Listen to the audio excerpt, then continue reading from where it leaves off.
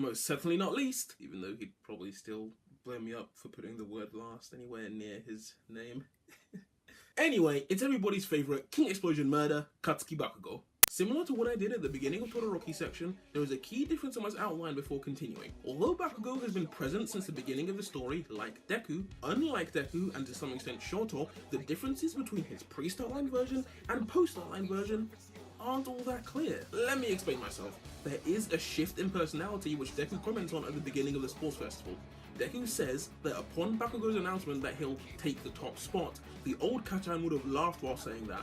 And it's true, the old Bakugo, pre-Starline Bakugo, was so infuriatingly overconfident due to the fact that he expected everything to go his way. That's not at all to say that post-Starline Bakugo still isn't infuriatingly overconfident. He is, but for good reason. The variety of ways in which he can use his quirk as well is honestly quite amazing. From the time he used his stun grenade versus Tokoyami to exploit Dark Shadow's weakness to light, from the wide area of effect Upwards Blast he used versus Uraraka to shatter her meteor shower. I'm sure if Bakugo were listening to this right now, he'd be glad I was singing his praises. However, that wouldn't make for very good analysis, would it? So let's move on to why Bakugo has a start line and what it does for him. Going back to pre-Starline Bakugo for a second, he thought that he'd be the only one to go to UA High from his middle school.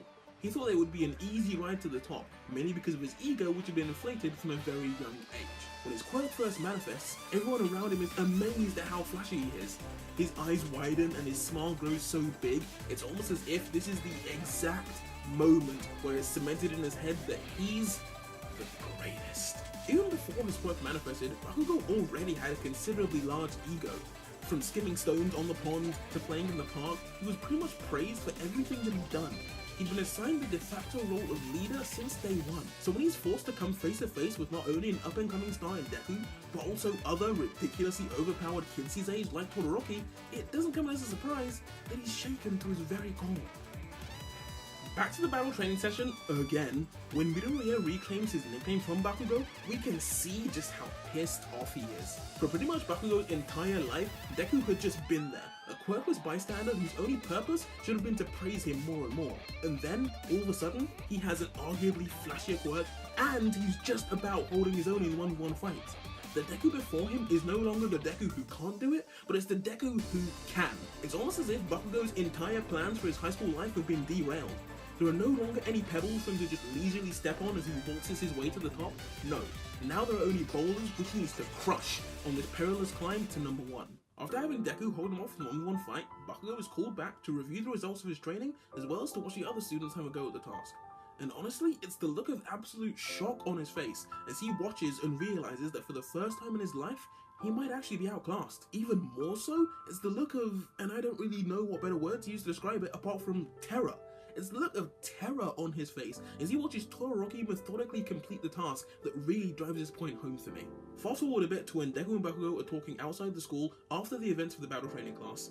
Here, right before Bakugo declares his own start line, he makes a statement which I thought I'd never hear him say, and it's the one thing which absolutely screams character development. Today, I lost to you. He admits to Deku, this guy who he's bullied and belittled for pretty much his entire life, that he lost to him in a fight. He doesn't try and pull out any excuses or pull any tricks to try and save his pride. As a point of comparison, think back to the Sludge Villain incident where he absolutely denied Deku any part in saving him, although you could argue what Deku did helped All Might more than it helped Bakugo. In any case, think about how hard it must have been for Bakugo to say that, but also think about how necessary for his growth as a character that it was. Imagine an alternate universe where Deku tells Bakugo how he came to have his quirk, but instead of things playing out like they did, Bakugo instead calls him a little shit, laughs it off, and says that he got lucky. That would have made for no character development whatsoever, and Bakugo would have just joined the swathes of stoic shonen rivals who have come before him. And honestly, I think I would have to knock off a couple of points of his DMI had that happen, but luckily it didn't. Bakugo realized that this is where he fell down, and that if he wants to get stronger and eventually beat Deku, this is where he needs to pick himself back up. This is Bakugo's start line. From this point onwards, Bakugo constantly looks for opportunities to improve his abilities as well as to strengthen himself, so that in the future he can defeat Deku, Todoroki, and anyone else who stands in his way. During his 1v1 finals match with Todoroki, Bakugo becomes understandably infuriated when he realizes that Shoto isn't going to be using his flames versus him, even though he let them raw 3D versus Deku in the previous match. to Bakugo, who, quite frankly, doesn't give two shits about Todoroki's past. He thinks that he's being underestimated, and he thinks that he's not worthy of Shoto's full power, and this angers him to no end. Even after he eventually beats Todoroki, he doesn't view it as a true victory, because in his eyes, Todoroki was standing in front of him without any intention of winning, and to him, this means that there was no point to the fight at all. Of course, if you want to get to the top, taking advice from the people who are already there is a pretty good place to start, but when both the number 1 hero and the number 2 hero are busy helping your rivals, you're not left with much choice, are you? During the Hero Killer arc, whilst Deku is interning with Gran Torino and Shoto with Endeavor, Bakugo is forced to go to someone just a bit further down the pecking order. It is his desire to get stronger and beat those who have bested him which drives him to the agency of the number 4 hero, Best Jeanist. Their personalities could not be any more opposing, but it's because he's so highly ranked, because he's the number 4 hero, that Bakugo wants to learn from him. Although there's not much he really does learn that's useful. He learns how to temporarily keep a new hairstyle, he learns how to kind of smile at children when he's on patrol. It's not like Uraraka and Gunhead, where Gunhead taught Uraraka new combat skills which she then implemented later on during her exam versus 13. Nothing like that. And I'm pretty sure that frustrated Bakugo a shit ton. In chapter 62, Katsuki Bakugo Origin, we see Deku and Bakugo having to team up versus All Might in order to take him down as part of their final exam. Understandably, versus the symbol of peace, the number 1 hero, his mentor, and his idol, Deku wants to run away and cross the gate, one of the passing criteria. And of course, with Bakugo being, well, Bakugo, he wants to fight All Might and take him down, another of the passing criteria. But not for the reason we think. Up until this point, you would have thought that Bakugo just wants to fight All Might purely for the sake of fighting him, but that could not be any more further away from the truth. The reason that he wants to fight is because in his mind, a hero will always find a way to succeed, regardless of the situation that they find themselves in. This is the very reason that he respects All Might, and it's become very core for how he wishes to conduct himself as a hero. Later on though, Bakugo downright admits that he'd rather lose than accept someone else's strength to help him win. At first glance, you might think he's just being self-sufficient, but it shows that he doesn't want to rely on anyone at all, even though in the end, he needs to. After an event like that, I'd hope that it gets stuck in his head that he should be more willing to ask for help when he needs it. Although, as far as Bakugo is concerned, that would be more than character development, that would be akin to rewriting his entire character, because Bakugo will always be the kind of guy who wants to achieve that unequivocal first place using nothing but his own strength. Even though some of his other strengths lie in his ability to adapt to the situation, no matter how much he may hate it, and that's what makes him a great character.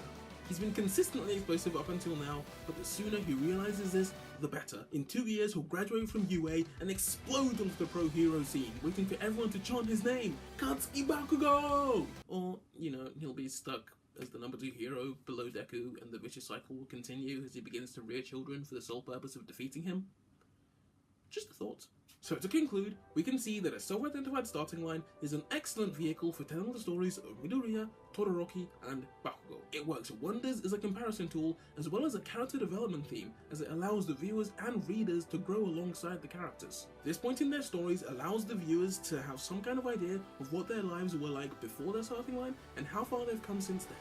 I'm sure as the story goes on, and these characters grow and develop, these starting lines will only become more and more important.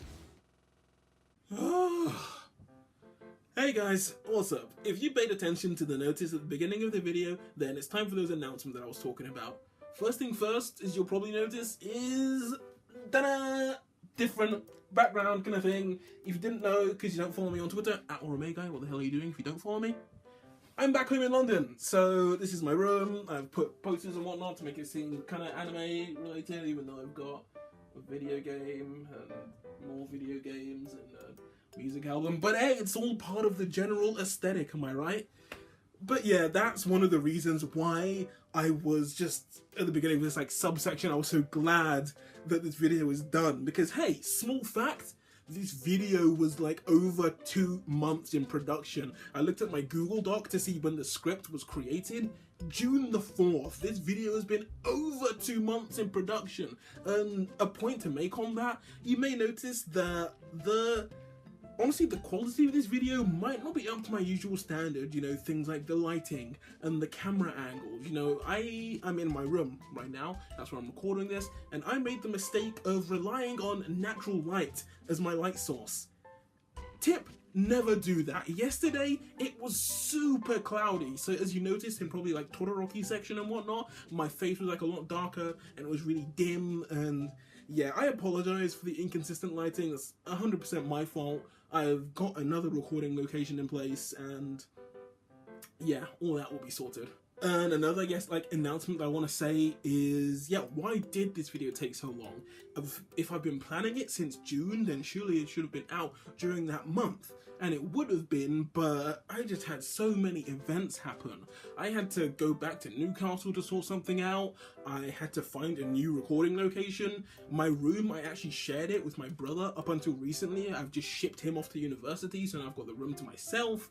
I actually lost my tripod, so I had to find my tripod. I tried like stacking books and shit on top of each other to try and make up for it. It was a mess. It was a shambles.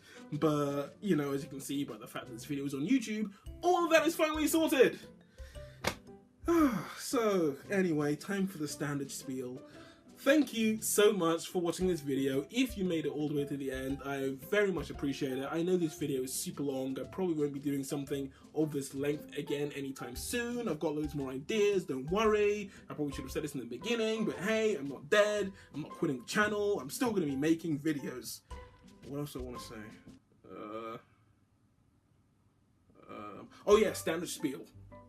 As I said before, if you don't follow me on Twitter, go follow me at OraMagi. There'll be a link in the description below. Come and discuss random anime shit. Discuss maybe some of the points in this video. If you don't like him, if you did like him, discuss them on Twitter. Leave a comment down below. Like, share, subscribe, all that good shit. And I'll see you guys in the next video.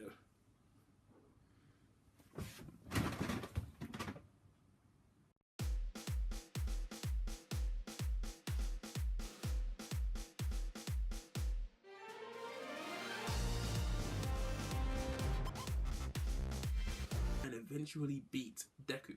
This is Todoroki's style. Oh my god! No! That bit was so perfect! Oh no! Actually, I want to see the look on my